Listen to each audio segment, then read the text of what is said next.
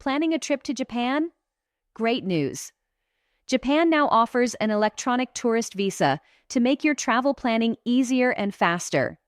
This Japan Tourist e-visa lets eligible visitors apply online. No need to visit an embassy or consulate in person. Here's what you'll need: a valid passport, 2 passport-size photos, your personal details like name, birthday, and address, a valid email address, and you can pay with your card right on the form. Filling out the form takes about 20 minutes, and once approved, your e-visa is sent straight to your email. Citizens from eligible countries, including the United States, Canada, Australia, and many European nations, can use this online visa system.